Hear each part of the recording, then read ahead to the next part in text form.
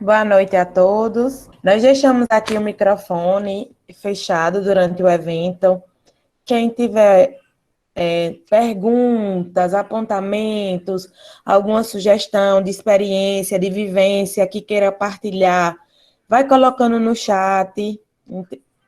Ou quando a gente abrir para as perguntas, já pede para falar e aí desbloqueamos o microfone, se quiser deixar o vídeo aberto, certo? Nós estamos aqui em mais um evento da FAMES, nessa vez falando sobre a retomada das aulas com a professora Marisa.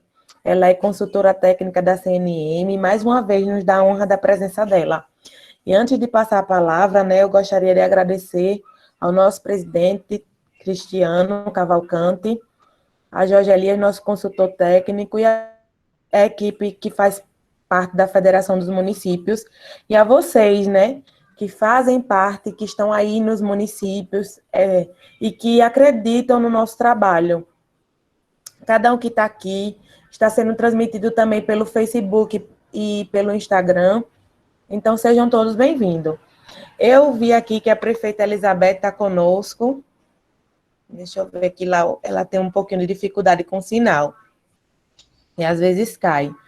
Mas eu gostaria, doutora Marina, a senhora está aí online e eu queria convidar a senhora que está aqui representando o prefeito Neto de Pedra Mole para fazer a abertura do nosso evento. Ah, ela entrou agora, prefeita Elizabeth. Eu estava comentando aqui que a senhora tem um pouquinho de dificuldade na internet e às vezes o sinal sai. Sejam todos bem-vindos, né? Todos vocês são muito importantes, estão abrilhantando aqui nosso evento. Boa noite a todos. Queria agradecer a todos, principalmente a Thalita, por me convidar para participar desses eventos que eu acho de suma importância para todos os municípios e que todos sejam bem-vindos. E agradecer a Jorge também pelo convite e que possamos prestar atenção, muita atenção na fala da doutora Marisa, e para que a gente possa levar todos esses conhecimentos para nossos municípios. Obrigada. Então, professora Marisa Abreu está com a palavra. Boa noite, é uma satisfação. Eu quero, em primeiro lugar, agradecer o convite da FAMES, da Thalita, da prefeita, de todos os gestores da educação que estão aqui com a gente.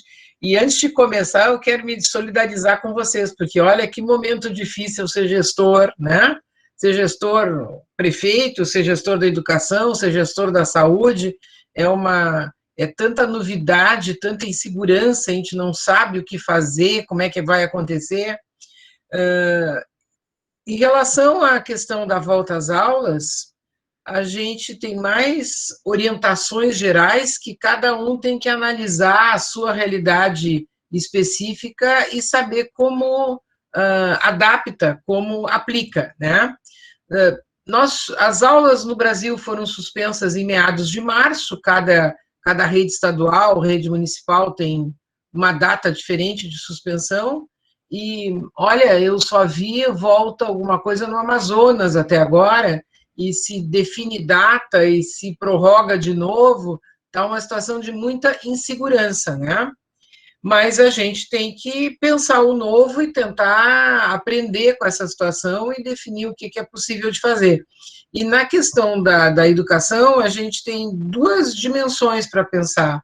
A questão pedagógica, a questão do ano letivo, a questão da aprendizagem, né? E na questão da volta às aulas, toda a interação com a saúde, todas as medidas de segurança sanitária que vão precisar ser tomadas. A gente tem alguns documentos básicos, viu, colegas? O primeiro, a medida provisória 934, que é de 1º de abril desse ano, de 2020, e que já completou a sua tramitação no Congresso Nacional e foi enviada a sanção da Presidência da República, que tem até o dia 18 para sancionar, e ainda não sancionou, certo? Mas até o dia 18, ou uma sanção integral ou com algum veto, não sei se poderá vir algum veto, a gente terá uma lei nova que altera o cumprimento do ano letivo em função da situação de calamidade pública que a gente vive. Você já deve ter visto isso, ter acompanhado, né? O texto original da medida provisória liberava o cumprimento, dispensava o cumprimento dos 200 dias letivos no ano letivo de 2020, embora mantida a obrigatoriedade do mínimo de 800 horas, que é o que a gente tem na nossa lei de diretriz e base da educação nacional. Uma emenda da CNE, que a CNE me sugeriu, que foi apresentada por deputado na Câmara, flexibilizou também as 800 horas para a educação infantil. Vocês devem saber disso, né? Então, nós temos a obrigação de cumprir as 800 horas no ensino fundamental e médio, no caso dos municípios, na questão no ensino fundamental, que é responsabilidade sua, concorrente com o Estado, e na educação infantil não precisa nem mesmo cumprir as 800 horas. E tem uma outra novidade que foi incluída na medida provisória, no projeto de lei de conversão da medida provisória, que foi enviado à sanção da Presidência da República, não sei se vocês atentaram para isso também, que se diz assim, é a possibilidade de um contínuo entre o atual ano letivo e o ano letivo de 2021. Vocês sabem que a Lei de Diretriz e Base, ela já permite a organização da educação básica em ciclos, né? Pode ser organizada em séries, pode ser organizada em ciclos. O que significa a organização em ciclos prevista na LDB? Continua tendo o ano letivo de 200 dias, 800 horas, só não tem, ao final do primeiro ano letivo do ciclo, a avaliação para efeito de aprovação ou reprovação, para promoção ou não para o ano letivo seguinte. O que o projeto de lei de conversão da medida provisória está dizendo? Que pode fazer um contínuo também no mínimo da carga horária, ou seja, pode fazer 600 horas esse ano e 1.000 ano que vem. Tem que somar as 1.600, 800 mais 800, nos 2 anos. Se não der para completar 800 horas nas turmas de ensino fundamental esse ano, pode acrescer as horas que faltaram esse ano no ano letivo do ano que vem. Né? Então, isso é vejam só, isso que eu comecei dizendo, são possibilidades. Quem vai decidir como fazer é cada gestor em relação à sua rede de ensino.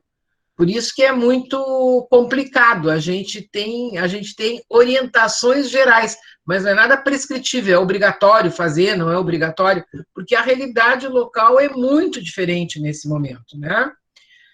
Outra iniciativa do ponto de vista educacional que veio pela medida provisória foi, não sei, eu até gostaria que vocês me dissessem quantas redes estão fazendo atividades pedagógicas não presenciais, ou por meios digitais, ou por material impresso. Como que isso está acontecendo nas redes de ensino de vocês? E qual é a novidade dessa medida provisória? É a possibilidade de contar essas atividades feitas de forma não presencial como hora de trabalho escolar efetivo para integralizar o mínimo de 800 horas. Olha, eu sempre digo assim, na nossa experiência, eu fui aluna do primário nos anos 60, a gente sempre teve dever de casa, tema de casa, lição de casa, em cada estado do Brasil se tem um nome diferente para isso, né? Aquelas atividades que a professora dava para as crianças, para os alunos fazerem em casa e trazerem pronta para a aula no dia seguinte. Só que isso nunca contou como hora de trabalho escolar efetivo, né? Então, a novidade agora é atividades para serem desenvolvidas em casa, por meio digital ou impresso, e a possibilidade de contabilizar esse tempo médio usado pelos alunos na contagem das 800 horas. E mais ainda, o que tudo indica, e o que essas orientações nos dizem, é que isso poderá continuar sendo usado. Quer dizer, a gente volta a ter aulas presenciais, mas vai continuar combinando a aula presencial com a atividade não presencial, o que já se combinou de chamar ensino híbrido, né? Vejam, não é educação à distância é outra coisa, é um material preparado previamente, quem preparou não é o professor que interage, não é o tutor, é outra coisa. Se continua tendo turma, se continua tendo colega, se continua tendo professor, mas uma parte da atividade de aprendizagem não será feita presencialmente, será feita à distância. Além da medida provisória, que já traz essas questões, colegas, tem 2 pareceres do Conselho Nacional de Educação que são bastante detalhados e orientadores. O primeiro, que é o parecer 5 desse ano, que foi, deixa eu ver, eu acho que ele foi homologado no dia 1º de junho, tá? Ele tem orientações do ponto de vista pedagógico, assim, como usar a atividade à distância, como contabilizar os 800 dias, como tratar essa questão na educação infantil, por exemplo, como tratar no ensino médio, né? E tem um segundo parecer do Conselho, que foi homologado agora, no dia 31 de julho, né? 13 dias atrás, que é orientador da volta às aulas. Então, o primeiro é mais orientador do que fazer durante a suspensão das aulas presenciais. E o segundo foca mais no que fazer na volta às aulas.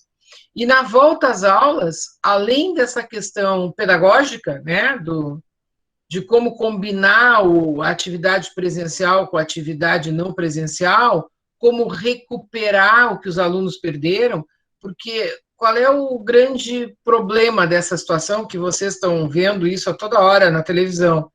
É que a pandemia, ela tornou mais evidente as desigualdades existentes na sociedade e as desigualdades existentes na educação, né? Os alunos que não conseguem ter acesso a plataformas digitais, e que interessante, viu, colegas? Eu assisti um seminário internacional sobre essa questão, que uma professora portuguesa falou sobre a situação em Portugal, e uma brasileira que dá aula na Finlândia falou sobre a situação na Finlândia. E é surpreendente a desigualdade nesses países também. A Finlândia, que é um dos primeiros lugares no PISA, né? Que é um país que o país inteiro tem 5 milhões de habitantes, metade da cidade de São Paulo é o país, e é todo mundo muito parecido, muito igual, né? Sabe o que ela disse nessa palestra, nessa exposição?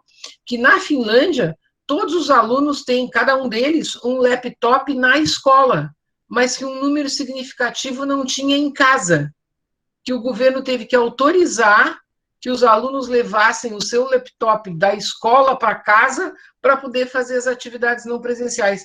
Na Finlândia. E em Portugal foi impressionante o que a professora relatou das desigualdades também, das dificuldades de assegurar as atividades não presenciais para uma parte significativa de alunos.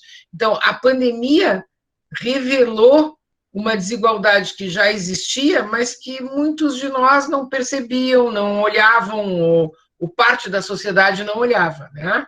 Então, na volta às aulas, uma questão que está sendo bastante recomendada é a necessidade de fazer, de forma bastante rápida, uma avaliação dos alunos, né? Uma avaliação formativa, para saber qual foi a aprendizagem que efetivamente eles conseguiram desenvolver nesse período de aulas não presenciais, de suspensão das aulas, né?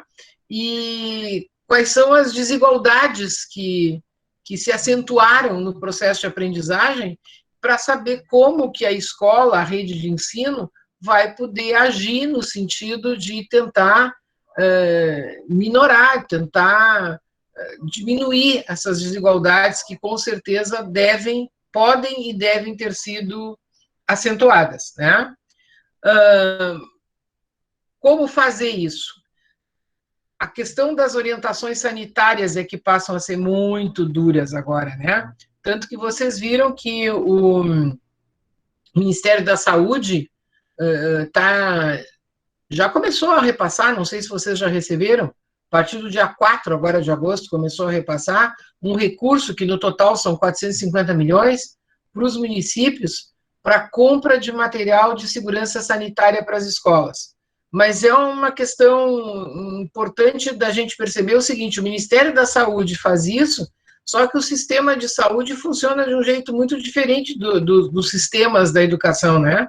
E as prefeituras estão recebendo esse recurso para comprar material de segurança sanitária para todas as escolas públicas no seu município, incluindo as estaduais e, porventura, alguma federal que exista também, né?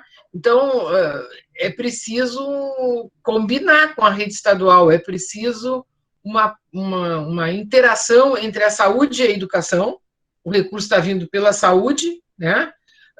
E uma interação entre a esfera municipal com a esfera estadual, porque os protocolos de volta às aulas da rede estadual são acordados no âmbito da Secretaria Estadual de Educação. Então, como é que se organiza isso, né? Bom, aí tem uma série de, olha, eu não sou especialista em saúde, mas o que a gente está vendo? Há uma discussão muito grande sobre quem volta primeiro. Voltam os alunos do ensino médio primeiro? Voltam as crianças da creche, da educação infantil primeiro? Quais são os prós e contras? Em relação à educação infantil, é a necessidade dos pais que trabalham, das mães que trabalham, né? Mas, em compensação, as crianças pequenas não entendem o que está acontecendo. Tu não vai impedir que uma bote a mão da outra na boca, que peguem os brinquedos e coloquem, brinquem junto e mordam o brinquedo, né? Então, a dificuldade de medidas de segurança para crianças muito pequenas. Em compensação, os adolescentes do ensino médio, fica mais fácil de fazer isso. Ele consegue usar a máscara, ele consegue saber que tem que lavar as mãos com álcool gel, ele consegue ter a noção da distância que tem que ser feita na escola. Então, uma medida assim complicada de saída vai ser decidir quem recomeça. Se recomeçam todos os alunos juntos ou se diferentes etapas têm datas diferentes de retomada das atividades presenciais. Segundo lugar, bom, tem escola, a gente tem escola no Brasil que nem tem banheiro direito, né? A gente vai ter que reformar banheiro, por exemplo. Tem escolas que terão a necessidade de fazer reformas nos seus sanitários. A questão de voltar turmas alternadas, quer dizer, a turma de 30 alunos não voltarem todos juntos. 15 terem aula num dia, os outros 15 ficarem fazendo atividades em casa, no outro dia ao contrário, né? Pela necessidade de manter o distanciamento dentro da escola. E, com certeza, tem que ter máscara para os profissionais de saúde, para os alunos a partir de uma determinada idade, tem que ter álcool gel em vários lugares da escola, né? Eu acabei de ver, por exemplo, a orientação de que não se use o refeitório escolar, ou se faça, se a escola tem refeitório, e se os alunos se dirigem ao refeitório para fazer a merenda, né, a alimentação escolar, como é que isso vai ser? Não dá para juntar todo mundo numa fila e num refeitório ao mesmo tempo. Não ter as atividades coletivas de educação física, de artes, enfim, e tem gente, inclusive, sugerindo que tem que medir a temperatura de todo mundo que chega na escola. Há um conjunto de medidas de segurança sanitária que estão sendo... o Ministério da Saúde acaba de lançar um documento com orientações para a volta às aulas nas escolas em função da pandemia da Covid-19, que precisam ser conhecidas por cada gestor em cada município brasileiro, para saber como é que ele adapta aquilo à sua realidade local e à sua rede de ensino. As situações são muito diferentes, mas tem duas coisas, duas dimensões centrais. A questão pedagógica, como assegurar a aprendizagem e minorar os efeitos negativos da não aprendizagem e da intensificação da desigualdade decorrente da suspensão das aulas presenciais, e todas as medidas de segurança sanitária que precisam ser tomadas durante a volta às aulas. Deixa eu só dar 2 dados sobre recursos para vocês. Vocês sabem que a Lei Complementar 173, que destinou 60 bilhões de reais, né, 37 para estados e 23 para municípios, não tem subvinculação para a educação. não está proibido usar na educação, mas não tem subvinculação para a educação. E, ao mesmo tempo, foi apresentado na Câmara dos Deputados, por um conjunto de parlamentares da bancada da educação, um projeto de lei para disponibilizar, para a União repassar 31 bilhões para a educação básica pública. Mas esse projeto não está andando, está lá ainda, sei lá, com mais de 15, 20 dias de apresentado, aguardando despacho pela presidência da Câmara, né? E, com certeza, o que está acontecendo na educação, e que talvez não seja tão fácil para a sociedade entender, é que, apesar da suspensão das aulas, não teve, e da queda da receita decorrente do impacto na economia da Covid-19, na educação não houve redução de despesas, em regra geral, porque grande parte, a maior parte da despesa na educação é com o pessoal. Quando são professores efetivos, ou mesmo a maioria dos contratados, não houve demissão de professores, porque as aulas presenciais estão suspensas, isso não aconteceu, né? Ao mesmo tempo, durante a pandemia, a distribuição da merenda escolar, né, que foi autorizada por uma lei aprovada na Câmara, o uso dos recursos do PNAE, do Programa Nacional de Alimentação Escolar, para distribuir a merenda para os alunos. A gente sabe que grande parte dos alunos da escola pública brasileira depende da merenda. A merenda é um item importante no seu processo de alimentação nutricional, e isso dá trabalho. Fazer a merenda chegar aos alunos em casa é uma coisa que mobilizou muitos gestores com mais trabalho e, às vezes, mais custo para isso, né? E, aqui, o Fundeb dos municípios caiu 9, pouco por cento, acabou de alguém dizer, exatamente. A expectativa da CNM é uns 10% pelo menos, a queda do Fundeb no Brasil, né? E ao mesmo tempo, e a despesa com a educação, com as atividades pedagógicas não presenciais, né? E inclusive com formação de professores para fazer isso. Então, já durante a suspensão das aulas presenciais, há duas atividades que são custosas: a distribuição da merenda e as atividades pedagógicas não presenciais. E na volta das atividades presenciais, as redes públicas vão enfrentar essa despesa significativa com as medidas absolutamente necessárias de segurança sanitária, né? E tem esse repasse do Ministério da Saúde de 450 milhões, eles tomaram por referência a matrícula do ensino da educação básica do censo de 2017 e calcularam metade dos alunos. Segundo o cálculo feito pela Confederação, dá um per capita que varia entre R$ 4 e R$ 72 por aluno, esse auxílio que o Ministério da Saúde está passando. Com certeza, como na maioria dos programas, ou quase todos os programas federais, o repasse federal não será suficiente para cobrir integralmente a despesa que o município vai ter que fazer para assegurar as medidas de segurança sanitária. Enfim, eu quero ouvir vocês, já vi que tem gente falando aqui, né? Precisamos cuidar dessas duas dimensões: a questão pedagógica, a aprendizagem, o enfrentamento das desigualdades na aprendizagem, e a questão da segurança sanitária na volta às aulas. Eu estou à disposição. Eu vou aqui falar, né? Está nos dando a honra da presença também o professor Paulo Lira, que é nosso consultor também na área da educação. Seja bem-vindo. Está conosco Aline Sucesso, Altair. Gente, eu vou apresentar pelo nome que está aparecendo aqui para mim, viu? Porque às vezes entram com e-mail de outra pessoa e aí a gente não consegue saber se efetivamente quem está do outro lado é o nome que aparece aqui.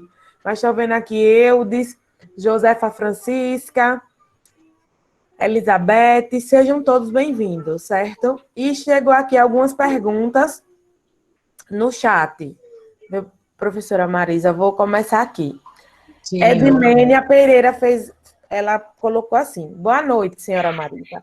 Gostaria de saber se existe algum empecilho ou lei que proíba ou impeça os professores entregarem aos seus alunos as tarefas em suas residências. Devido no interior, alguns povoados, os professores conhecerem os alunos e dessa forma fica mais fácil, mesmo seguindo, entregando todos os EPIs, ela quer dizer que seguindo todo o protocolo, né? De segurança. Sim. Não, não existe nenhuma legislação que impeça que os professores entreguem nas casas dos alunos as atividades pedagógicas não presenciais. Só tem que tomar todas as medidas de segurança sanitária. Vocês devem ter visto, inclusive na imprensa, não me lembro nem em que lugar do Brasil foi isso, uma professora que colocava as atividades em papel na cerca da casa dela, os pais iam lá, buscavam num dia, no dia seguinte iam lá, colocavam de volta a atividade feita pelo filho, né? Então tem muitas criatividades desse tipo acontecendo, viu? E eu acho que, enfim, não há empecilho, que os professores, eles mesmos, entreguem as atividades para os alunos.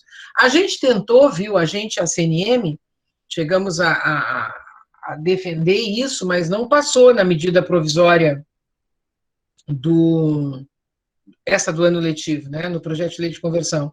A autorização para uso dos recursos do PNAT, do Programa Nacional do Transporte Escolar, para entregar merenda e para entregar material didático, porque na zona rural é complicado, né? Como é que vai se levar lá na zona rural material impresso para as atividades pedagógicas que os alunos têm que fazer, né? Mas a gente não conseguiu passar isso. A gente queria, assim como foi autorizado o uso do recurso da merenda para distribuir gêneros para as famílias, né, para os alunos em casa, que se autorizasse o uso dos recursos do PNAT para distribuir merenda e material didático para os alunos em casa, mas não passou isso. Agora, não há nenhum empecilho, as professoras podem fazer isso sim, com segurança sanitária. E eu acrescentaria também, professora, se a senhora me permitir, né? Claro. Que fizesse, que se isso for realizado, que seja feito um protocolo, até para o controle da própria escola, né? Claro. Para saber que o aluno recebeu. É uma iniciativa que o professor está adotando para facilitar o acesso, né, dos alunos, como ela colocou ali, no caso que ela colocou ali, mas é importante esse protocolo dar um recebidozinho para o controle. Tem outra pergunta? A tua questão, Thalita, é importante também para o seguinte, ó, isso eu me lembro que a Secretaria Estadual do Rio Grande do Sul me fez essa pergunta. Tem que ter regras para que essas atividades feitas em casa possam ser consideradas no cômputo da carga horária letiva do ano, porque primeiro, para uma determinada atividade, tem que se estimar, essa aqui leva 1 hora, essa aqui leva, em média, 2 horas para fazer, e depois tem que ter um mínimo de controle do número de alunos que fez a atividade. É claro que mesmo na aula presencial, um aluno pode faltar, nem por isso a aula deixa de ser dada, mas tem que ter um número mínimo de alunos que fizeram e que entregaram a atividade feita, ou durante a própria suspensão das aulas, ou no retorno, para que aquela atividade possa ser contabilizada no cálculo das 800 horas. Então, protocolos. É importante isso. Ótimo, muito bom. Tem aqui também, deixa eu subir aqui, pronto. O doutor Paulo colocou aquela observação que a senhora já mencionou sobre a baixa, né? Que a CNM já prevê 10%. E Fabiana Oliveira colocou aqui. Boa noite, professora Marisa, doutora Thalita. Gostaria de saber se consta alguma legislação que disponibilize autonomia aos pais responsáveis e ou municípios para a retomada das aulas presenciais.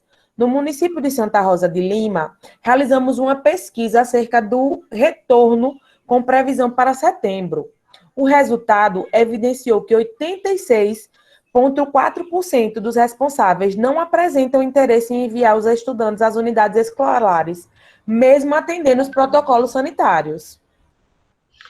Olha, isso é uma questão que não está clara ainda. Em várias regiões e municípios está acontecendo isso que quem foi a Fabiana, né, relatou.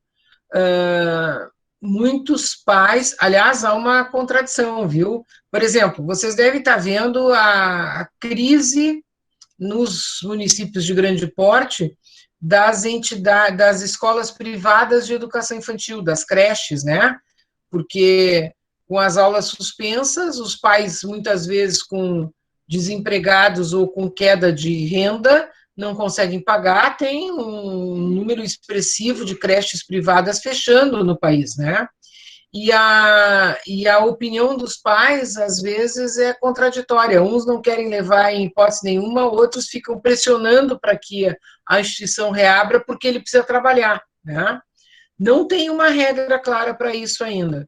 Eu acho que é uma questão que a gente vai ter que resolver. Na creche não é obrigatória, ponto. Se a família não quiser levar, não leva e não tem consequência nenhuma. O problema é quando o ensino é obrigatório, que no Brasil é dos 4 aos 17 anos, né?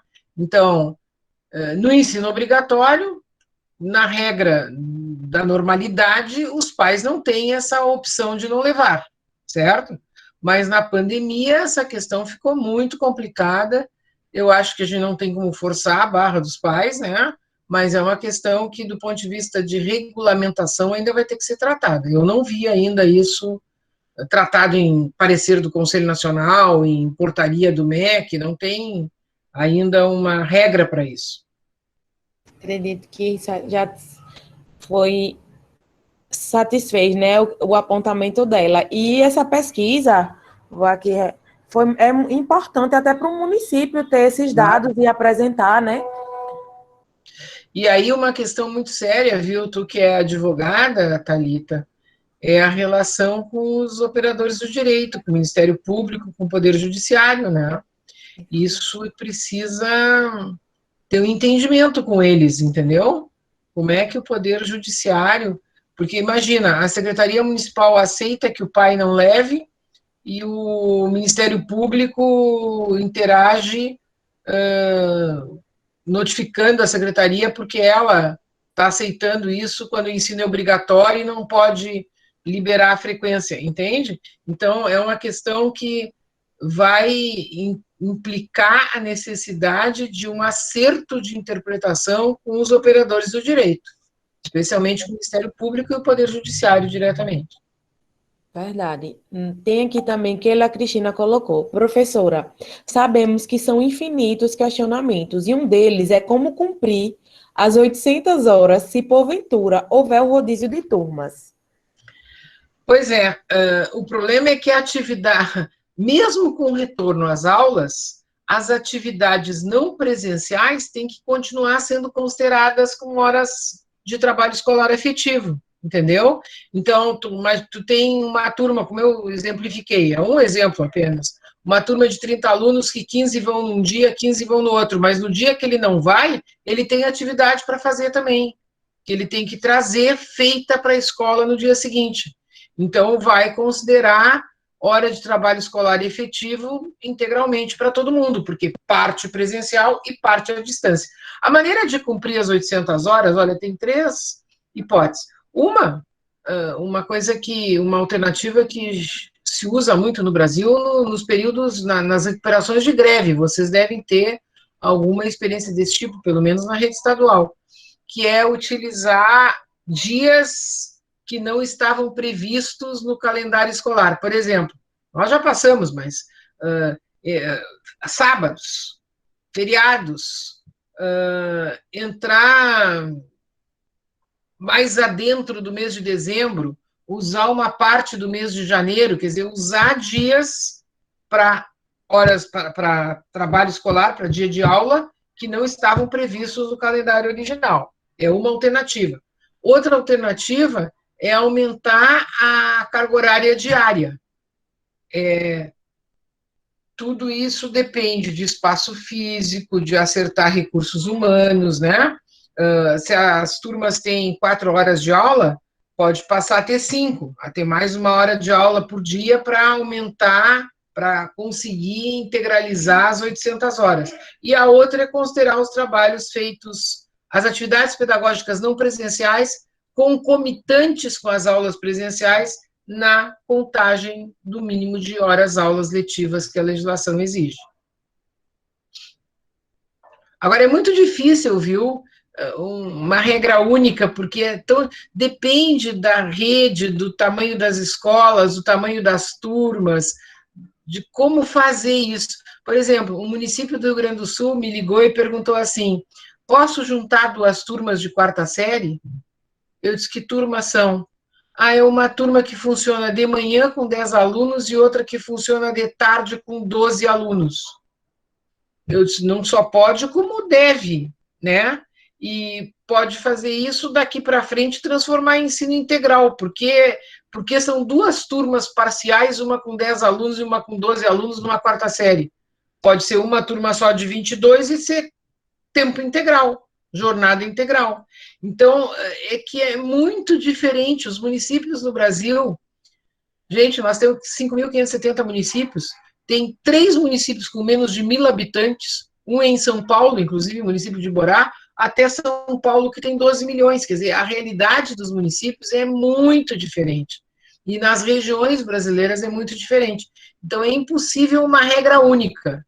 O que a gente tem são princípios, orientações e diretrizes que nós temos que botar a nossa cabeça para funcionar e aplicar essas orientações gerais à realidade de cada um dos nossos municípios, das nossas redes de ensino.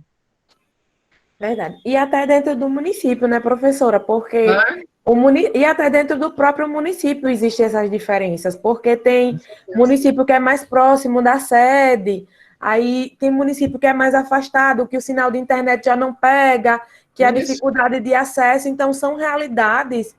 E eu ressalto aqui aos secretários de educação, que estão de parabéns, e os prefeitos que durante esse período têm se reinventado, né, têm procurado mecanismo de realmente levar a educação para as crianças, seja no ensino infantil, seja no fundamental, com todas essas atipicidades e características diferentes de cada povoado. Eu falo povoado porque não é só o município, dentro de cada município existem as suas diferenças, né?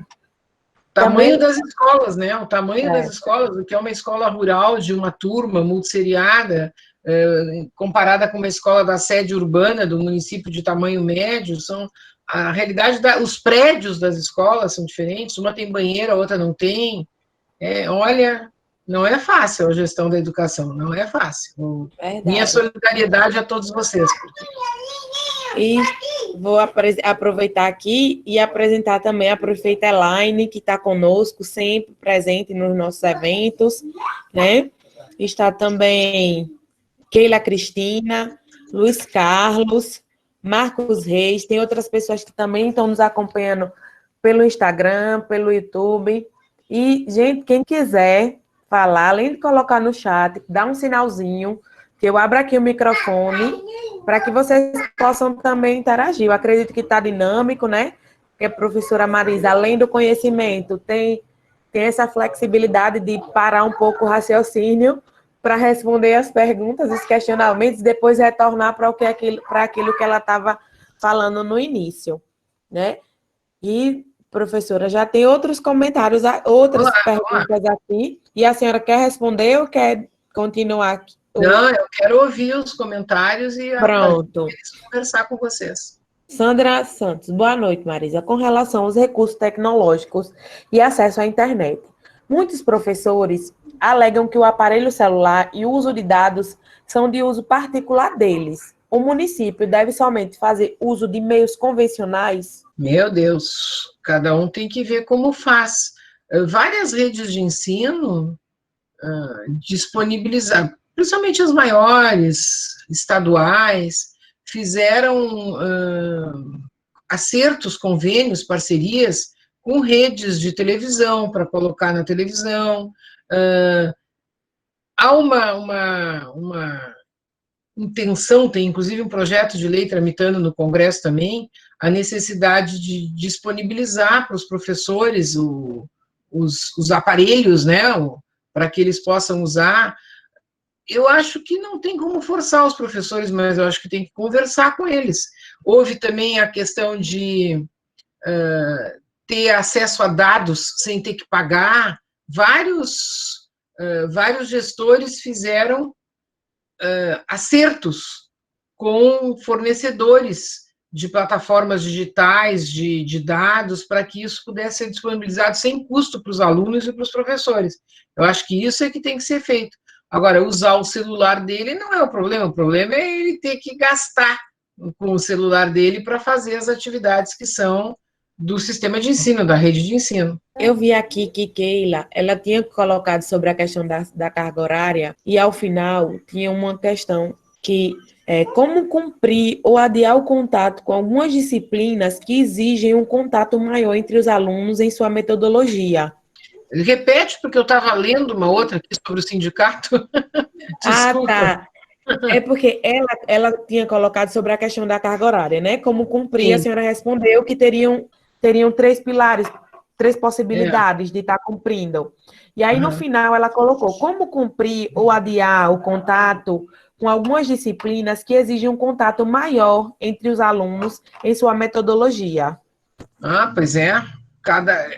Tem essa questão ainda, nos diferentes componentes curriculares e nas diferentes faixas etárias dos alunos, dá mais ou menos para usar atividade pedagógica não presencial.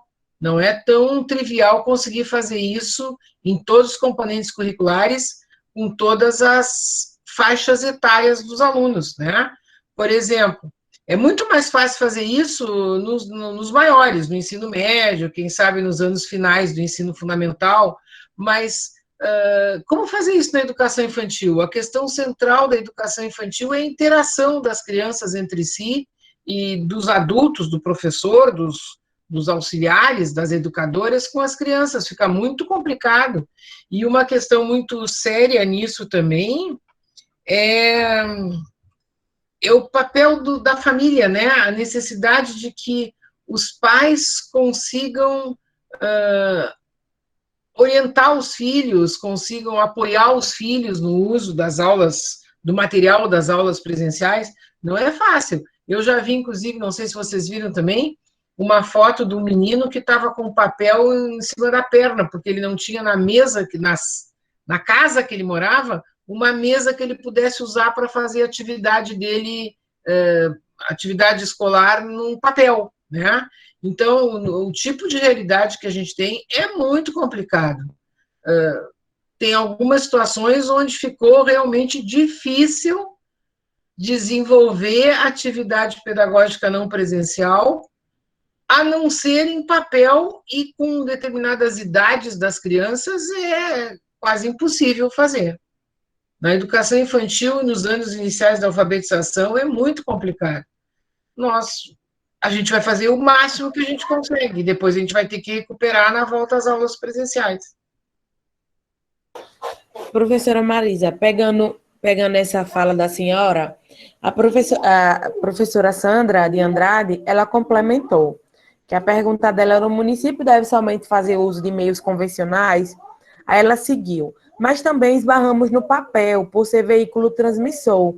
O que fazer para poder ofertar as atividades não presenciais no período da pandemia? Aí lá embaixo tem Keila comentando, fazendo menção à pergunta de Sandra. Isso mesmo, Sandra. E a posição do Sindicato dos Professores contra as aulas remotas, justificando o papel como veículo transmissor e a exposição dos servidores e ou pais para buscar levar estas atividades. Olha, eu não estou acompanhando assim nesse nível de detalhe, mas qual é a orientação? Deve ter alguma orientação para o uso do papel. Não sei qual que os sanitaristas orientam, mas a gente, meu Deus, a gente faz compra na rua, usa sacola de plástico, pega a nota da compra do super, tem atividades que estão usando, deve ter algum controle para isso. A questão de usar, de lavar com álcool gel, de não se expor desnecessariamente, mas tem um pouco de exagero nessa posição, aliás, como costuma acontecer, dos sindicatos, né? A gente tem, deixa eu só ser bem franca com vocês, nem sempre a posição dos sindicatos, eu já fui sindicalista, já fui de vários lugares, é a posição do conjunto dos professores. A gente vê professores tendo iniciativas com um grau de criatividade, de compromisso incríveis, surpreendentes, né? De como se renovar e se reinventar na pandemia. Aliás, tem até uma frase que já estão dizendo: a gente dormiu professor e acordou youtuber, né? Todo mundo tendo que aprender na marra. Quer dizer, uma resistência que existia a esse tipo de tecnologia aplicada à educação está sendo vencida na marra pelas circunstâncias que a pandemia nos impôs, né? Então, acho que existe um pouco de exagero nessa posição dos sindicatos e não é a posição do conjunto da categoria. Tem professores que não estão agindo desse jeito. Essa questão que o Paulo Parente traz aqui é exatamente isso. É a continuidade na volta às aulas das atividades não presenciais, que é o que já se convencionou chamar ensino híbrido. Tu vai ter uma parte presencial e uma parte não presencial, e essas duas atividades, esses dois tipos de atividades serão contabilizados para o cômputo das 800 horas. E, assim, professora, eu concordo com esse entendimento de ser algo, assim, muito extremista, né? Falar sobre a questão da transmissão com papel, porque acaba engessando também o professor, as atividades dos professores, principalmente na educação infantil, onde onde muita tarefinha, muitas coisas que precisam o aluno ter aquele contato para desenvolver. Desculpa eu te interromper, mas que bonita essa... Tem uma colega aqui que disse: estamos aqui, ó, em Campo do Brito, estamos realizando as entregas das atividades impressas, seguindo rigorosamente todas as medidas. Dá para fazer, dá para fazer. Não é fácil, não é simples, é trabalhoso, mas dá para fazer. Parabéns aos colegas de Campo do Brito.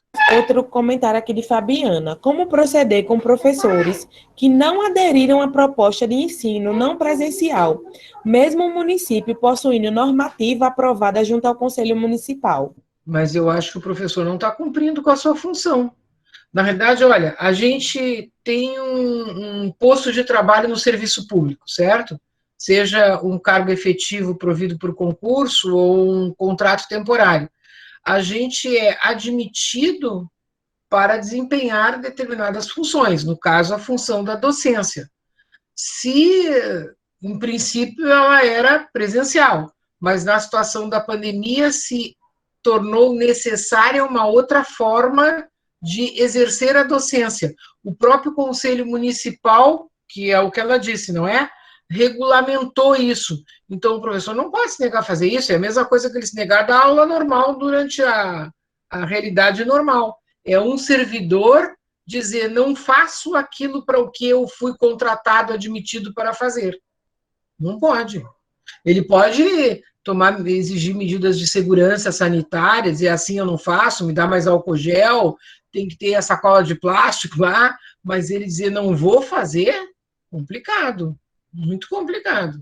Professora, eu não sei se Perla, você gostaria de trazer a sua experiência, que até a professora Marisa, antes de começar, já tinha comentado comigo, a experiência do município de Campo do Brito, para que compartilhassem com todos. Eu já tenho um pouco de conhecimento sobre o trabalho que vocês estão exercendo lá.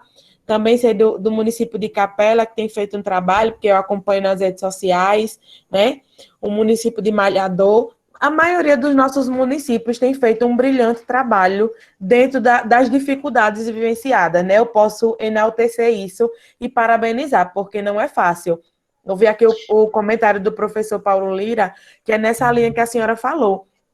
Os professores, eu sei que muitos têm dificuldade com a era tecnológica, mas terão que se adaptar. É uma realidade. Vão ter que associar o trabalho àquela vivência antiga para essa nova realidade. Vai ser um compilado de coisas que só vão vir a agregar. Mas é necessário estar aberto. Eu acho que esse posicionamento dos professores como foi relatado aqui, de retratar que não vai fazer, que o celular é meu particular, eu acredito que é um pouco aquém daquilo que você se propôs, de compartilhar o seu conhecimento. É um pouco também de humanidade, passar por cima um pouquinho do seu eu. O telefone é meu, mas são os meus, é a minha missão, é compartilhar conhecimento, é transformar vidas. Então, é um pouco disso, trazer esses professores um pouquinho para a realidade, né? Eles não estão alheios ao que está acontecendo no mundo. Com certeza. Professora Perla, sinta-se à vontade. Olá, pessoal, boa noite. Estão conseguindo me ouvir? Sim. Senhora Marisa, boa noite, tudo bem? Tudo bem. Boa noite a todos os colegas e companheiros aí dessa jornada, né? Realmente, como você colocou, não está sendo fácil, né? É um momento que está sendo um pouco difícil para todos nós que estamos envolvidos, desde o mês de março, né? Iniciei este ano como secretária municipal de educação do município de Campo do Brito, e aí eu costumo dizer que é uma missão, e principalmente nesse momento que estamos vivenciando. E desde o mês de março, nós nos reunimos, eu juntamente com a minha equipe pedagógica, inclusive também estão presentes aí na reunião Francisca, Marcos, Tamires, né, e outras pessoas aí também estão presentes. Nós nos preocupamos em como ficar próximos dos nossos alunos, não nos afastar completamente. E qual foi o pensamento que nós tivemos? Nesse primeiro momento, as atividades impressas. Aí nós tivemos toda a preocupação no momento da entrega. Nós formamos um calendário de entregas, tem um horário, cada turma, por exemplo, educação infantil, de 8 às 9, fundamental menor, do primeiro ao segundo ano, de 9 às 10. E aí, dessa forma, nós evitamos aglomerações. Toda a nossa equipe preparada com álcool em gel na recepção, com os pais, 70%, com luvas, com máscaras, né? As professoras tiveram até a preocupação também em elaborar lembrancinhas para as mães nesse momento. Por exemplo, na primeira entrega foram entregues máscaras, né? Então, nós sabemos que não é só a questão pedagógica, principalmente, que é importante, mas também a questão emocional. Isso, o acolhimento, a questão afetiva, os nossos alunos sentem falta dos nossos professores. Os nossos professores também, quem realmente ama o que faz, está sentindo falta dos nossos alunos, né? Eles estão sentindo falta desse momento de estar junto. Hoje, no grupo aqui dos nossos funcionários de apoio, uma colocou assim: que saudade, nós criamos um cronograma de limpeza da escola. Ela disse: que saudade deles aqui correndo por esse pátio, daquele barulho. Legal. Né? E que realmente está acontecendo isso. Né? Então, o mínimo que nós podemos fazer é a nossa parte da melhor maneira possível. Nós criamos também um projeto, Estudando e Aprendendo em Casa. Esse projeto, nós pegamos uma escola aqui da creche Tia Maria, criamos um mini estúdio. Aí, nesse mini-estúdio, os professores estão gravando, nesse primeiro momento, historinhas infantis. Então, é um projeto muito bonito. Nós criamos um canal no YouTube, vocês podem até acessar depois, se inscrever, nós já temos quase 800 inscritos. E os pais estão tendo acesso, nós fizemos, inclusive, uma pesquisa aqui no município. Infelizmente, cerca de 60% a 70% dos nossos alunos têm acesso à internet. Mas agora nós vamos receber um recurso da educação conectada nos povoados. Então, graças a Deus, chegou em boa hora, né? E conversei com o nosso gestor, Marcel Souza, e ele está preocupado também a gente poder colocar a internet nos povoados para que os nossos alunos tenham acesso e que os professores, através dos grupos de WhatsApp, possam acompanhar ainda mais. Cerca de 100% eu sei que vai ser difícil da gente alcançar. Mas nós estamos dando o nosso melhor. Os nossos professores estão dedicados. É lindo de se ver cada atividade. E eu fico muito feliz em poder compartilhar isso com todo mundo. Porque é gratificante, principalmente nesse momento que estamos vivenciando. Que legal. Meus parabéns. Obrigada. Sou imensamente grata. Eu gosto dessas atividades porque eu aprendo muito com vocês também. E nós, então, também aprendemos. Muito obrigada. Oi, parabéns, viu? Agora eu gostaria, professora Marisa, se a senhora me permitir, parabéns, Perla, parabéns ao prefeito Obrigada, Marcel, toda a equipe, né? Que a gente não obrigada. consegue fazer nada sozinho, Com né? certeza. Eu vi aqui a senhora enaltecendo a equipe, todo mundo aqui com os olhos marejadinhos, né? Porque Ah, quando é o chamado mesmo, né? com Fica assim com certeza, o é. coração Isso. emocionado. Então, É. estão de parabéns. Agora eu gostaria Obrigada. de ouvir a prefeita Elaine, para ela contar um pouco também agora do lado gestor, né, a visão do gestor durante essa situação. Apresentar aqui a professora Marisa e a todos nós, né, como está sendo vivenciar isso. Nós ouvimos a secretária aqui, Perla, contar a experiência dela, e eu gostaria agora de ouvir a prefeita Elaine.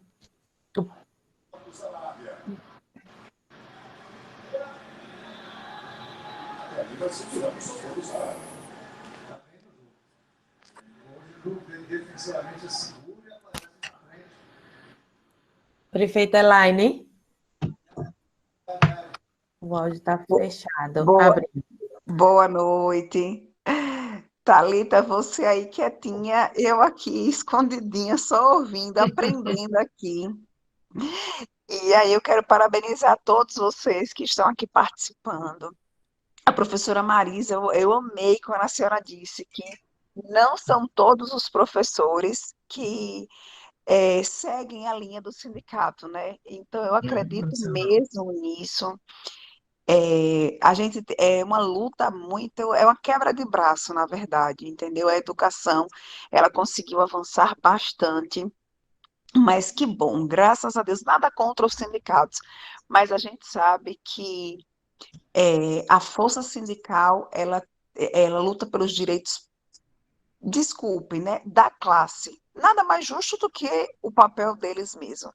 Quando a gente vê, e aí Thalita, que bem conhece a história do município de Malhador, assim como todos os outros, quando trabalhava ainda na estratégia, de quanto os prefeitos, Marcelo, todos os prefeitos se debruçam em cadastrar as propostas para que possa vir a construção de escolas, de creche. Eu mesma sou muito realizada, professora Marisa, porque Malhador tinha 40 anos, 30 anos que não se conseguia construir uma escola.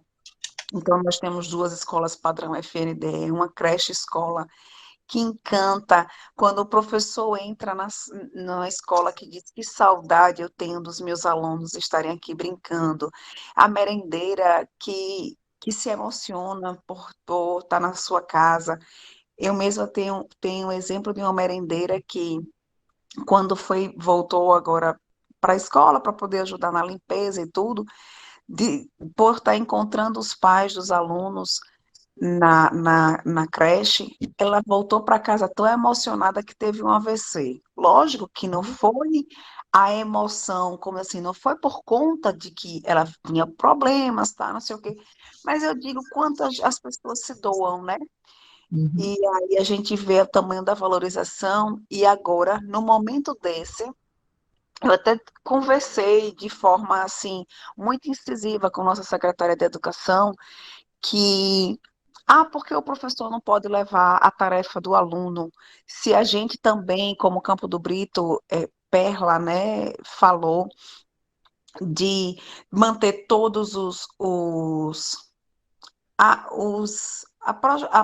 proteção, todas as medidas protetivas, em plastificar as atividades, borrifar o álcool quando o pai vier buscar, e quando o pai mora num assentamento, aí ia ter que a diretora se deslocar, eu acho que tem que ser jus a regência de classe, o professor que tem que ir, e não só apenas levar uma atividade, mas, gente, nós que fomos escolhidos para trabalhar no público, que nós temos que doar também um pouco da nossa parte.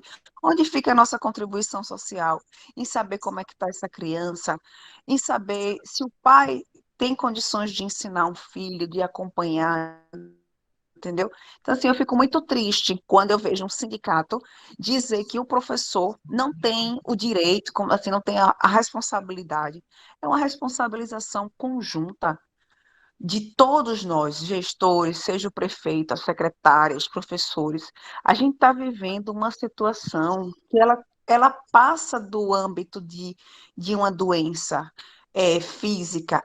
Existe, depois que nós passarmos por isso, a gente já está vendo, existem as doenças emocionais também, que a gente é impossível você ter a perda de um falecimento de uma pessoa na sua casa, você vê um ente querido passar tantos dias numa UTI por conta de uma pandemia e você não se sensibilizar com a dor do outro.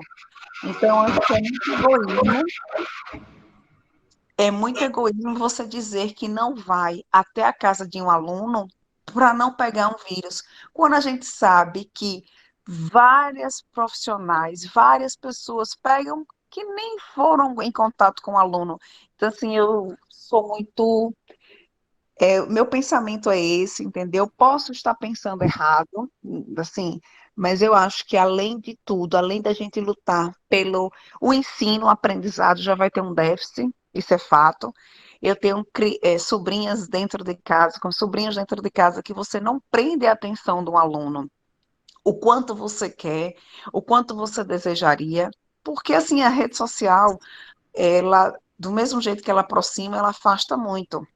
A Sim. displicência, ela é muito mais fácil do que o aluno estar ali na sala de aula. Se na sala de aula já é difícil, quando o professor não tem criatividade, como diz o Estado, eu sou fã das professoras do nosso município. Elas têm uma capacidade que nem mesmo elas sabiam.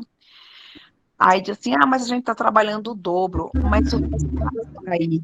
Porque assim, elas se envolveram, se entregaram de verdade. E quando a gente via que antes existia, mas eu não sei nem acessar a internet e tudo, eu não tenho Instagram. E hoje elas fazem cada vídeo que eu fico assim, eu faço questão de repostar até nas minhas redes sociais de forma pessoal, para que possa realmente valorizar. Então, assim, eu acho que a gente tem muito a avançar, avançamos bastante na educação, mas ainda falta um pouco dessa sensibilidade para o emocional, assim, para o lado social, entendeu? Nós somos um conjunto. A educação não pode agora, não, eu vou ficar fazendo minhas aulas virtuais, ou então, se o pai quiser que venha buscar a tarefa na escola, minha obrigação, minha responsabilidade só termina quando começa do outro. Então, assim, para nós prefeitos, assim, eu acho que eu estou desabafando, já conversei também com outros profissionais, sempre converso com o Tiago, que a gente conversa bastante. O que a gente pode ainda mais fazer para vencermos juntos? Essa luta não é da prefeita, não é da secretária, essa luta somos de todos, na educação, na saúde, na assistência. Ninguém nunca viveu um momento desse porte. O quanto é preocupante para a gente agora, volta ou não volta às aulas, como será? Um sistema público vai ter condição suficiente financeira para poder suportar tamanha adequação, eu posso assim dizer, para que a gente possa ver os nossos alunos de volta às escolas. Então, assim, eu acho que foi um aprendizado extremo. A pandemia não veio do mal todo, mas ela também teve muito a contribuir, principalmente na questão do avanço tecnológico, da quebra do tabu, que eu não conhecia, eu não sabia, e a gente vê que a gente pode muito mais, porque com pouca coisa a gente consegue levar um sorriso, a gente consegue levar o aprendizado de forma dinâmica, de forma alegre, né? E que eles possam sentir atração, como diz o ditado, né? Vontade de estudar. Mas foi muito produtivo, está sendo muito produtivo, né? Porque eu acho que tem outras pessoas que vão falar ainda. E quero agradecer aqui a contribuição que foi dada, essa troca de experiência nesse webinário. Thalita, Fames, Cristiano, Jorge, todos estão de parabéns por se debruçarem nessa causa tão importante que é a educação. Tá, abri agora. Obrigada, prefeita Elaine. Então, professora Marisa, fica aqui esse questionamento, né? Terá esse retorno? Os municípios terão esse aporte, mesmo com essa queda dos 10%, essa previsão de queda de 10%, vai ter esse acréscimo também na questão dos materiais, né? Dos insumos sanitários, os municípios vão conseguir, dentro das dificuldades já vivenciadas, trazer esses alunos aos poucos, né? A gente sabe que vai ser um processo paulatino, e se vai fazer parte agora essa questão da tecnologia, né? Ela trouxe aqui que está pegando um recurso, e com fé em Deus, nosso desejo é que chegue para todos, que todos saibam aproveitar. Olha, primeiro eu quero dizer que eu estou aprendendo com vocês. Eu registrei o nome de 3 municípios aqui: Campo Brito, Malhador e Santa Rosa de Lima, é isso, né? É Santa Rosa de Lima. É muito interessante a experiência de vocês, é impressionante como a gente se reinventa diante de situações atípicas, né? E eu quero só chamar a atenção de 2 coisas. Primeiro, a questão dos recursos, como tu falasse. Tem esses 454 milhões que estão sendo repassados pelo Ministério da Saúde para a compra de materiais sanitários, com certeza não vai ser segurança sanitária, não vai ser suficiente, e tem esse projeto de lei tramitando que prevê o repasse de 31 bilhões para a educação básica pública, para estados e municípios, a serem alocados pela matrícula da educação básica, tá? Mas está parado na Câmara. A CNM já se manifestou favorável ao projeto, mas a gente tem que tensionar o Congresso Nacional, porque senão as coisas ficam paradas mesmo, né? Numa situação como essa, se intensificam os sentimentos, né, do ser humano, os comportamentos. Por um lado, criatividade e solidariedade, que é o que vocês apontaram nessas experiências e no comportamento da maioria dos professores, dos pais, dos gestores, mas também se intensifica comportamentos egoístas. Quer dizer, alguns que já tinham um comportamento refratário, assim, a relações humanas, a solidariedade, isso pode ficar intensificado nesse momento. É muito interessante essa questão dos sindicatos que vocês trazem, porque isso é uma coisa da normalidade. Hoje, no Brasil, a maioria dos professores não tem a cabeça dos sindicalistas, mas parece que em algumas situações isso ficou mais evidente agora, né? Nesse momento de pandemia. Agora, eu só quero terminar dizendo uma coisa para vocês. Eu tenho uma enorme admiração pelo magistério, porque ser professor é trabalhar com a formação das novas gerações. E para quem se dedica à formação das novas gerações, a pessoa tem que acreditar que a vida pode ser melhor do que é hoje, e que as novas gerações vão contribuir para a construção de um mundo melhor, né? E que o conhecimento é uma ferramenta fundamental na construção desse futuro melhor pela humanidade, pelo conjunto dos homens. E eu não tenho dúvida que em situações desse tipo, o professor que é autêntico, que tem esse sentimento, isso aflora, fica mais evidente. E uma questão que eu sempre digo que é muito bom ser professor é porque tu está em constante contato com as novas gerações, então tu é obrigado a te atualizar. Tu pode nem tu usar a terminologia dos jovens, mas tu conhece, porque tu está em contato com eles, né? Então, ser professor é estar constantemente em contato com as novas gerações, se atualizando na mudança de comportamentos, de valores que a humanidade passa ao longo da sua vida. E eu não tenho a mínima dúvida, eu mesma, tá? Eu sou muito refratária a tecnologias. A gente está levando um talagaço, tem que se adaptar. Agora veio para ficar. Eu, por exemplo, não via filme na televisão, não era a minha praxe, eu preferia ler um livro. Estou vendo filme na televisão, entende? Então, esse tipo de coisa, a gente tem uma mudança de hábitos, tem uma mudança de uso da tecnologia, isso que a prefeita disse, às vezes a rede social nos afasta, não nos aproxima, que a gente está sendo obrigado a refletir, a aprender, a usar de um jeito diferente e dar humanidade para essas novas formas de comunicação entre os seres humanos. Eu acho que a gente vai sair dessa, não vai ser fácil, a situação econômica do país vai ser tudo muito complicado, mas tem alguns pontos positivos que a gente tem que saber aprender, como essas experiências que vocês relataram aqui nos indicam. Para mim é uma satisfação ouvir vocês. Vamos continuar. É muito bom esses apontamentos que a senhora falou, principalmente na questão dos recursos do projeto de lei que estão tramitando, para que nós fiquemos atentos acompanhando. Estamos acompanhando pelo YouTube, Maria Socorro, Sônia Santos, chegou aqui também o prefeito Paulão, né? Prefeito Paulo Rangenberg, do município de Laranjeiras, e Maria Socorro. Ela colocou assim: todos estamos nos adaptando ao novo normal. Aqui em Pirambu, não temos parado. Parabéns. E eu gostaria de ouvir, né? Fabiana, ela está aqui compartilhando e ela nos trouxe algo assim novo, né? Sobre a questão, já foi relatada aqui também por Perla, a questão da pesquisa. E eu gostaria de ouvi-la também, os pontos positivos, né? Da pesquisa e os pontos negativos também, do que você tem sentido. Eu vi no seu comentário que você falou que os pais têm abraçado, que os pais têm feito também parte desse processo, e é importante, né, na educação, seja ela presencial, né, professora Marisa, essa interação, essa soma dos pais com a escola.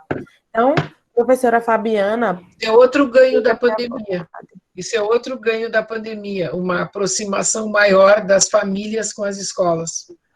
Então, boa noite, professora Marisa, boa noite, Thalita, né? Elaine, Perla também, como eu falei no chat, a gente meio que acaba sentindo amor na fala e nas ações de vocês, e isso nos fortalece nesse momento cada vez mais frio, né? E que nós não podemos deixar que essa frieza nos paralise. Então, a experiência de Santa Rosa de Lima, como eu falei, né?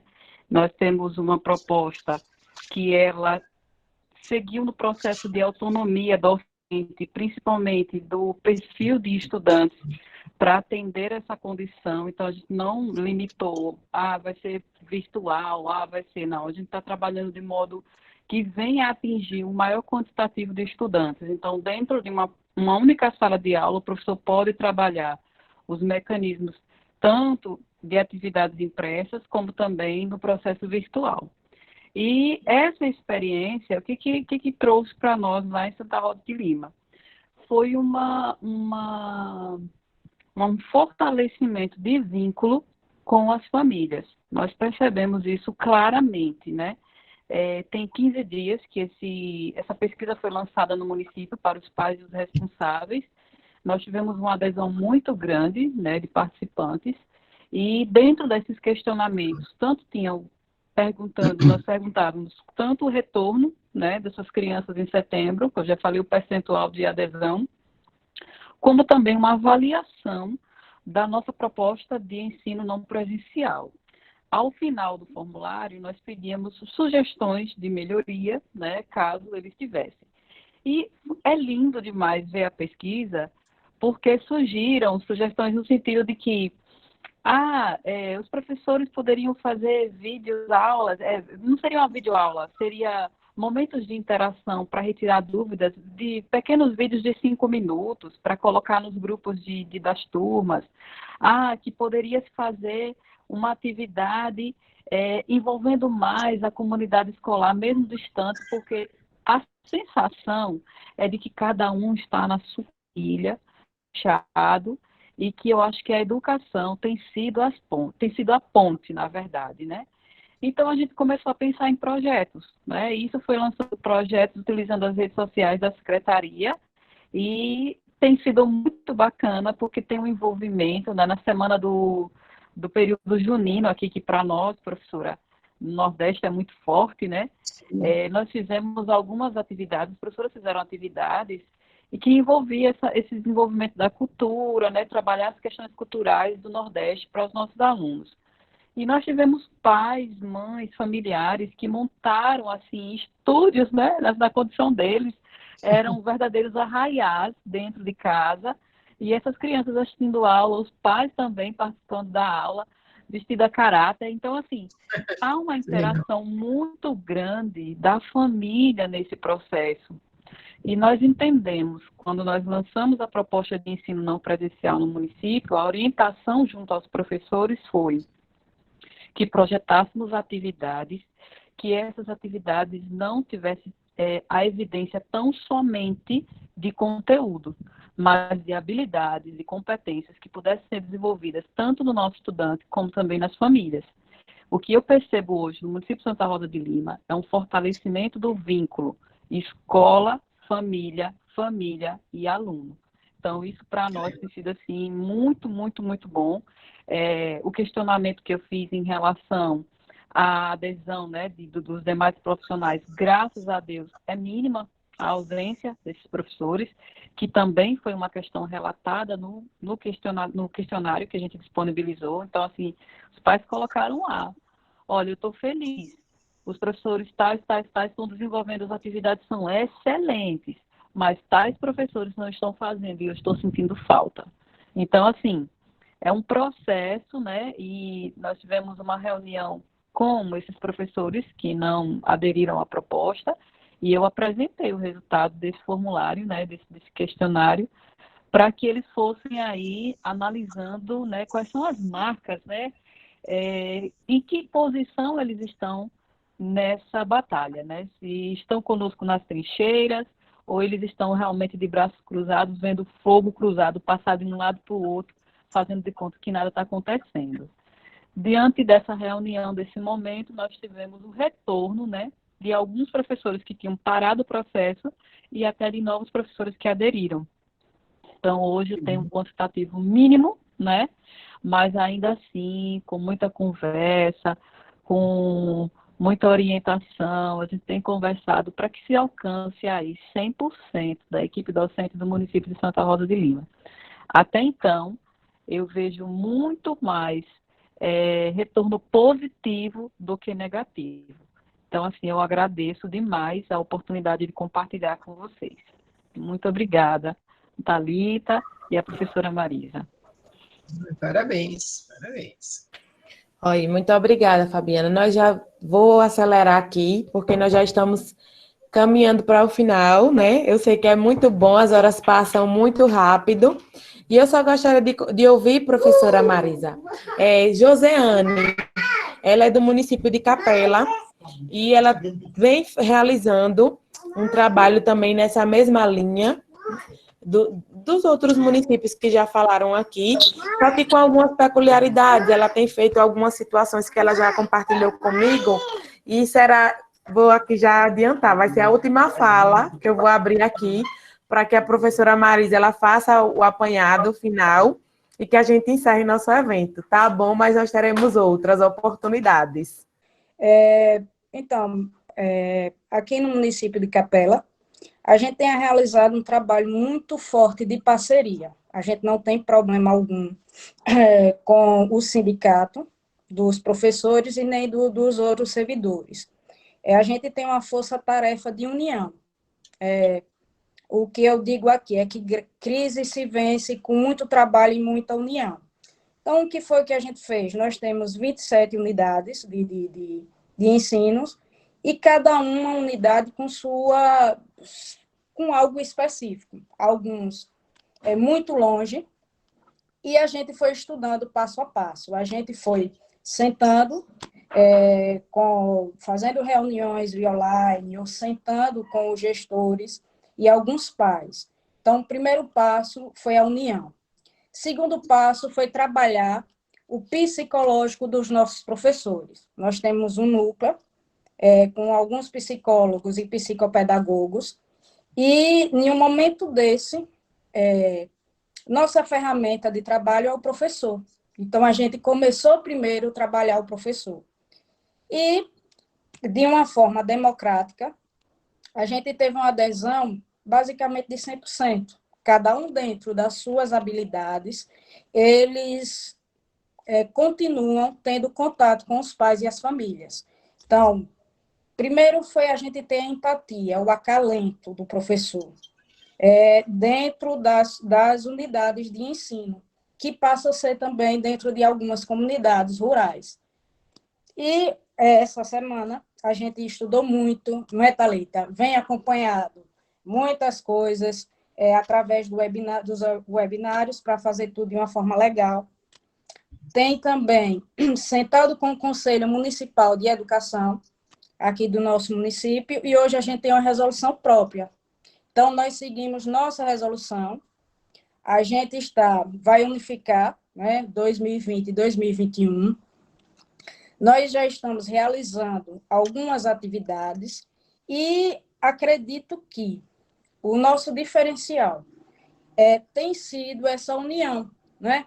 Eu me reúno praticamente que diariamente com cada unidade de ensino para entender as dificuldades.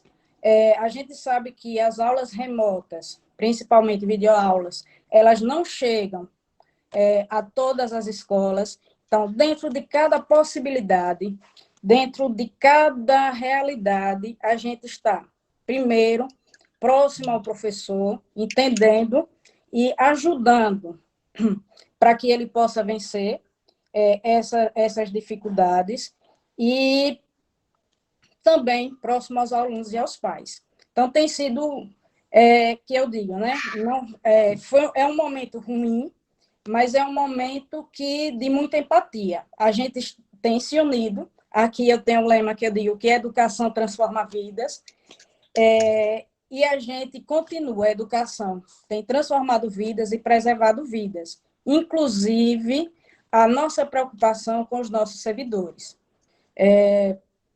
A gente tem feito, dos momentos da entrega dos kits, não sei se Thalita tem acompanhado, também um momento didático nosso. No momento que o pai ele vai pegar o kit de alimentação escolar, ele recebe uma mensagem para ele, para o aluno: se cuide, uma tarefa,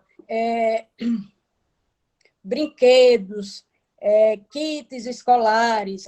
Da turma da EJA, a gente fez uns professores, eles fizeram aqueles pezinhos de colocar em porta, com a mensagem de carinho, o álcool em gel. E todos esses momentos, a gente, quando abre os grupos de WhatsApp, ou até as mensagens dos pais e dos alunos: tia, que bom que vocês não esqueceram, que bom que a gente pode contar com vocês. E até a presença física, né? A gente tem ido na casa das famílias, tomando as medidas de proteção, para levar algumas atividades, levar algumas experiências, e que eles não se sintam abandonados, né? A gente espera que tudo seja superado com muita união, né? Esse é o momento de união e de empatia, de estar próximo e oferecer ajuda e pedir ajuda. Então, essa é a nossa experiência, que está sendo muito boa, né? Ótimo, parabéns. Parabéns a todos os municípios. A gente já viu aqui Pirambu, Laranjeiras, Capela, Campo do Brito.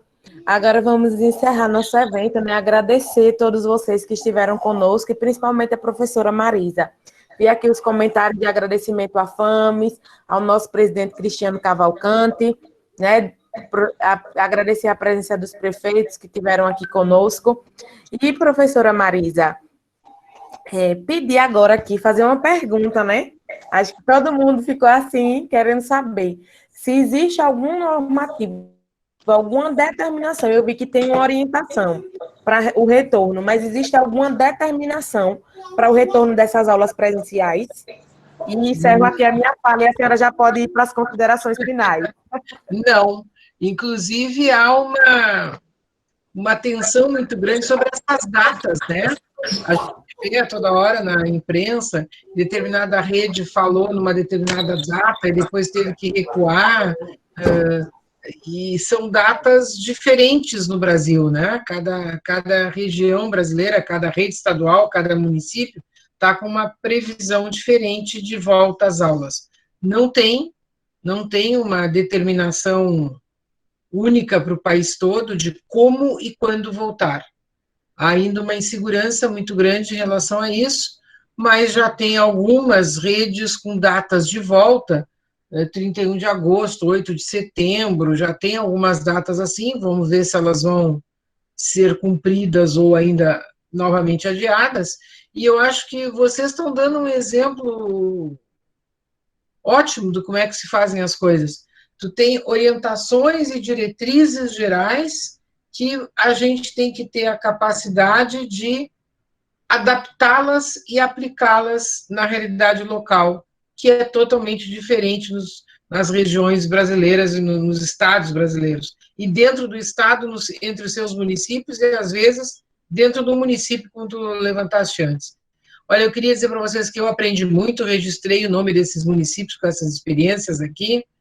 Quero agradecer, Thalita, a FAMES, e quero, em nome da CNM, parabenizar os prefeitos e prefeitas que participaram desse momento e todos os gestores municipais da educação e a ti por ter coordenado essa nossa conversa. Muito obrigada em nome da Confederação Nacional dos Municípios. Professora, nós que agradecemos a presença da senhora, né? Esteve aqui conosco no CNM Qualifica, eu participei também, fui aprender mais, conhecimento sempre é bom. Tem que fazer outro em seguida, porque tem o novo Fundeb aí pela frente, né? Com certeza, com certeza. Agradecer aqui aos amigos, né, da CNM, Elias, Rose e a senhora, né, por ter abrilhantado aqui nosso evento. Agradecer também a presença de Lila Moura, que está aí pelo YouTube, e Taverton Madureira, né? Aqui tem outras pessoas também, Ana Dulce, de Pacatuba, Maria Socorro, de Pirambu, a todos vocês que participaram conosco. Educar não é fácil, é uma missão difícil, né? É uma missão árdua, mas ao mesmo tempo é uma missão prazerosa e muito honrosa. Você contribuir para a formação, não só educacional, mas do caráter, porque quando a gente ensina algo para alguém, a gente vai colocando umas pedrinhas na formação do caráter daquele indivíduo. E agradecer, somente agradecer, que vocês estejam abertos para todas essas inovações, para esse novo normal, e podem contar com a FAMES, com a CNM, que nós estamos aqui para ajudar no que for preciso. E parabéns vocês, só tenho isso a dizer, parabéns por estarem abertos, reinventando, se renovando a cada dia. E até a próxima, até o nosso próximo evento. Contamos com vocês, viu? Boa noite e muito obrigada. Um cheiro. Tchau.